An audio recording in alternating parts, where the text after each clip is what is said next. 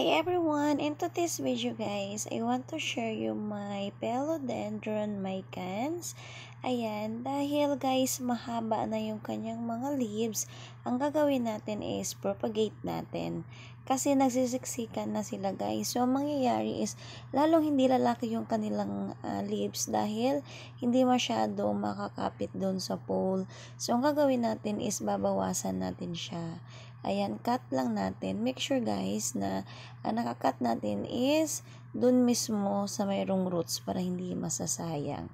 Ayan, gupitin lang natin.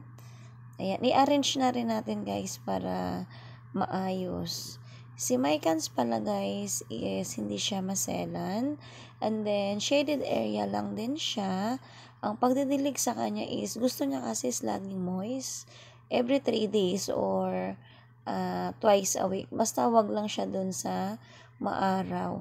Mostly guys, yung mga philodendron is shaded area lang sila na mahangin. And then morning sunlight, yun ang gustong gusto nila. Basta wag nyo lang siya ilagay dun sa area na sobrang init or sa area na hindi masyadong naarawan kasi mabagal siyang lumaki. Ayan, arrange lang natin guys para maging maayos yung guide ng ating Philodendron micans. And the second step, guys, gupitin lang natin. Ayan. And make sure na mayroon ng mga roots yung ating gugupitin para kapag nagpropa tayo, mabilis lang ito tumubo or umugat. Kumbaga, mabilis lang siya magiging stable. Ayan, yun lang gagawin natin para hindi masayang yung ating mga cuttings. I-propagate lang natin dahil pwede sila natin pang regalo, display sa bahay, pamigay sa mga plantita nating friend. Ang gamit ko pala guys is more in rice hull, kaunting coco peat, and then naglagay din ako ng cow manure for fertilizer.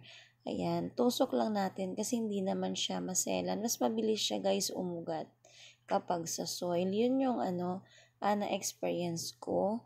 Mas mabilis siya umugat sa akin kapag soil kaysa dun sa water.